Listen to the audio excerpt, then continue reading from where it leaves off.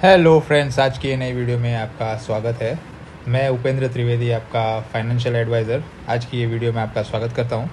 तो आज हम देखने वाले हैं कि पर्सनल फाइनेंशियल प्लानिंग के अंदर हम कैसे स्मार्ट अप्रोच कर सकते हैं। तो ऐसे 5 फैक्ट्स देखेंगे जिससे आपके फाइनेंशियल प्लानिंग को या तो फाइनेंशियल जर्नी को स्टार्ट करने के लिए आपको बहुत ही हेल्प हो सकती है। तो स्टार्ट करते हैं। फर्स्ट, अगर आप फाइनेंशियल प्लानिंग के लिए सोचते हो या तो पर्सनल फाइनेंस को अगर आप मैनेज कर रहे हो और रिसेंटली आपने स्टार्ट किया है, आप 20-22 साल के हो और आपकी सैलरी हाइक हो रही है और आप सोच रहे हो कि मैं किस तरीके से मेरे पर्सनल फाइनेंशियल को मैं मैनेज करूं, तो आपको सबसे पहले अगर कुछ देखना चाहिए तो आपको सेविंग्स फॉर रेनी डेज यानी इमरजेंसी फंड सबसे पहले आपको क्रिएट करना चाहिए।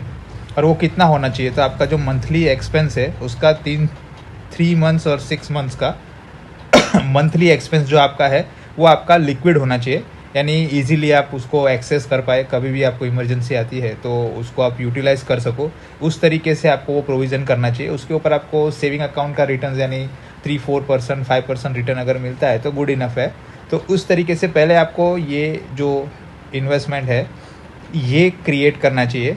अगर ये आप क्रिएट करते हो तो कुछ भी आप फाइनेंशियल जर्नी के लिए प्लान करते हो, आगे इन्वेस्टमेंट स्टार्ट करते हो, तो वो इन्वेस्टमेंट कब डिस्टर्ब नहीं होगा।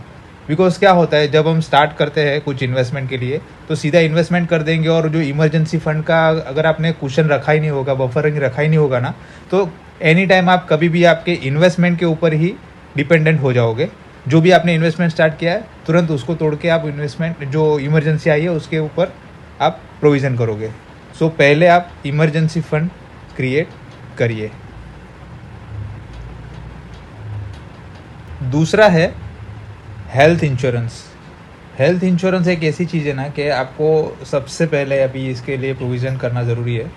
कुछ भी हॉस्पिटलाइजेशन के लिए एक्सपेंस वगैरह आ सकते हैं और उसके लिए अगर आप प्रिपेयर नहीं हो, क्योंकि आजकल आपको पता है कि जो हॉस्पिटलाइजेशन के एक्सपेंस है बहुत ही ज़्यादा हो रहे हैं, तो उसके लिए अगर आप पहले से प्रिपेयर नहीं होगे ना तो आपका जो भी फाइनेंशियल इन्वेस्टमेंट वगैरह है वो सारा चीज़ डिस्टर्ब हो सकता है। तो उसके लिए आपको हेल्थ इंश्योरेंस सबसे पहले प्रोविज़न करना ज़रूरी है। उसके लिए आपको टैक्स बेनिफिट भी मिलता है एटीडी के अंदर। तो आप अगर हेल्थ इंश्योरेंस लेते हैं तो टैक्स भी सेव करते हैं और आपका एक हॉस्पिटलाइजेशन जो एक्सपेंस इन फ्यूचर आ सकता है उसके लिए भी आप प्रिपेयर हो सकते हैं।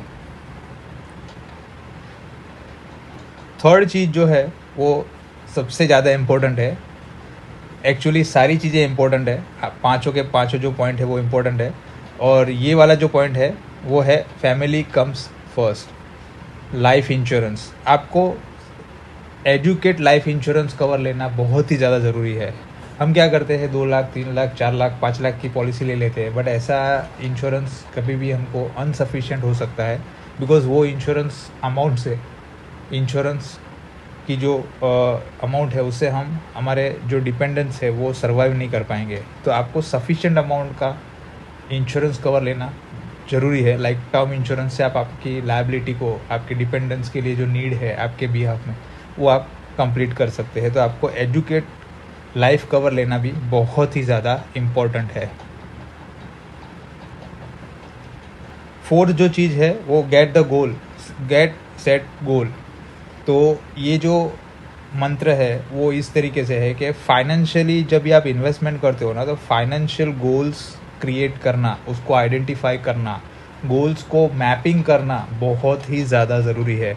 आप जस्ट इन्वेस्ट करते जाएंगे, फाइनेंशियल गोल को आइडेंटिफाई नहीं करेंगे, उसको मैपिंग नहीं करेंगे ना आपके इन्वेस्टमेंट के साथ, ये फाइनेंशियल गोल के लिए मुझे कितना अमाउंट लगेगा उसका मैंने कभी प्रोविज़न ही नहीं किया। तो ये भी बहुत ही इम्पोर्टेंट है। फाइनेंशियल गोल आपको पहले आइडेंटिफाई करना है, क्रिएट करना है और उसके साथ आपके इन्वेस्टमेंट को मैप करना है। उसके बाद एक आता है 5वां और last point, pick and choose.